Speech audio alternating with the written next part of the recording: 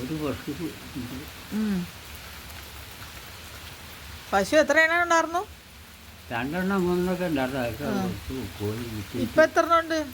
ഇപ്പം 2 ഉള്ളത്. അതിന് വായിക്കാൻ പോവാറുണ്ടോ? അത് വൈകുന്നേരം ആകുമ്പോൾ ഇവിടെ എപ്പോഴും ഇവിടെ തന്നെ എവിടെയെങ്കിലും കാണും. ഇവിടെ അടുത്തെവിടെയെങ്കിലും കെട്ടിയിട്ടാവും തന്നെ വരും. തന്നെ വരുന്ന ഇപ്പം കെട്ടി കഴിച്ചു കിട്ടില്ല. കഴിച്ചു വിട്ടാൽ എല്ലാത്തോട്ടൊക്കെ പോയില്ലേ. അത് ശരി.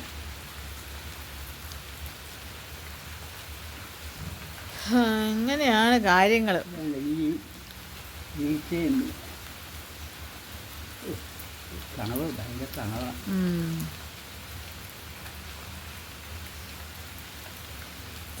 താഴെ ആരാ താമസിക്കണേ? താഴത്തെ ആ വീട് ആരുടെയാ? അത് ഇളയ മോനെ സാജുവിന്റെ അല്ലേ? ആണോ? സാജു അവിടെ ഉണ്ടോ?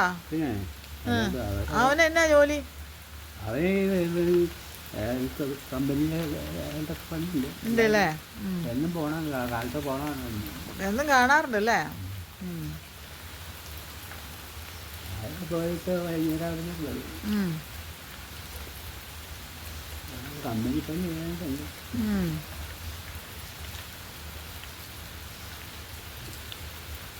അങ്ങനെയൊക്കെയാണ്. സാജുവിൻ്റെ മോള് ഒരെണ്ണം ഉണ്ടായിരുന്നല്ലോ, അത് എവിടെ ഉണ്ടോ? അവിടെ തന്നെ ഉണ്ട്. ഒന്നും പോകണില്ല. കല്യാണം കഴിച്ചാ? കല്യാണം ഇവിടെ കഴിച്ചിട്ടില്ല. അതിനുള്ള പ്രായം ആയില്ല അല്ലേ?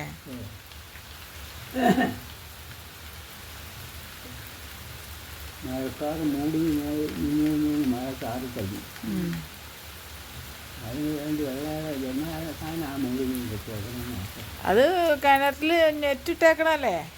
കണ്ട കിണർ നെറ്റിട്ട് മൂടിയേക്കണ. ഇന്ന് നമ്മുടെ പ്രായമായ ആളുകളിൽ കാണുന്ന ഏറ്റവും വിഷമം പിടിച്ച ഒരു അസുഖമാണ് മറവി രോഗം.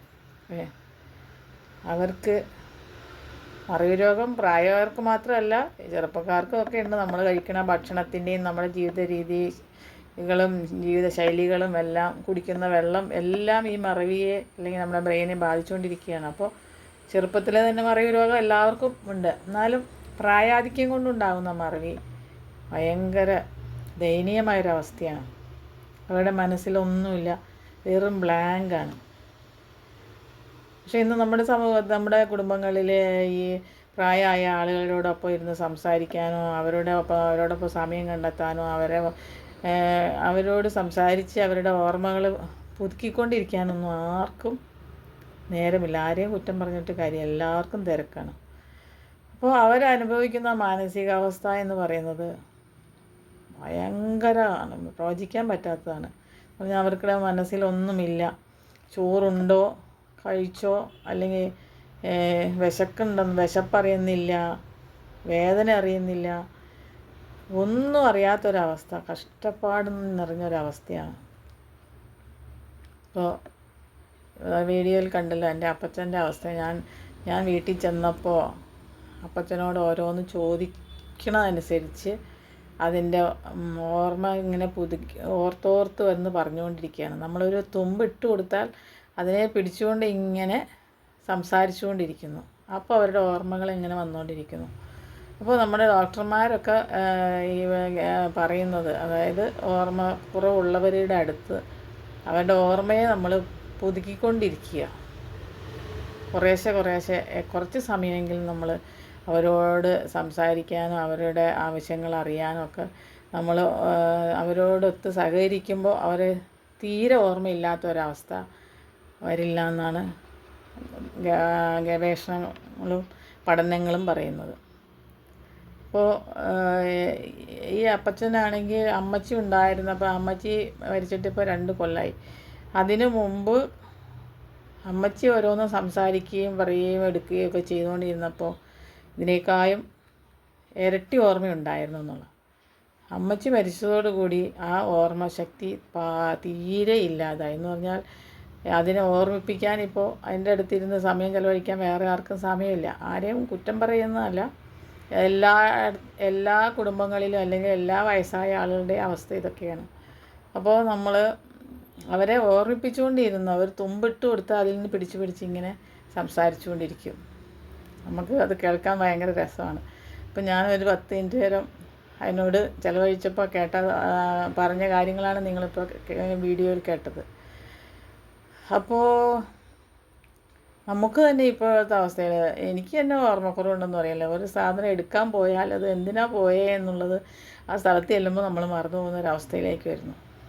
അപ്പോൾ മനസ്സിലൊന്നുമില്ലാത്തൊരവസ്ഥയെക്കുറിച്ച് സങ്കല്പിക്കാൻ പോലും പറ്റാത്തൊരു അവസ്ഥയാണ്. അപ്പോൾ നമ്മൾ കഴിയുന്നത്ര, എപ്പോഴും അല്ല, കുറച്ചൊക്കെ സമയമൊക്കെ അവരോടൊപ്പം ചിലവഴിക്കാൻ നമ്മൾ മെനക്കെടണമെന്നാണ് ഗവേഷണങ്ങൾ പറയുന്നത്.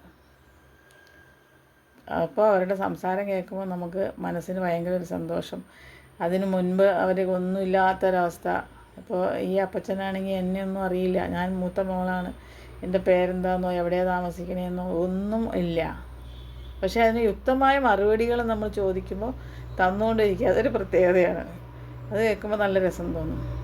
എന്തായാലും വളരെ കഷ്ടം നിറഞ്ഞ ഒരവസ്ഥയാണ് എല്ലാ മാതാപിതാക്കൾക്കും. ഈ അവസ്ഥയിൽ കൂടി കടന്നു പോകുന്ന മാതാപിതാക്കൾക്ക്, അല്ലെങ്കിൽ ഓർമ്മ നഷ്ടപ്പെട്ട ആളുകളുടെ എല്ലാ സ്ഥിതി ഇത് തന്നെയാണ്.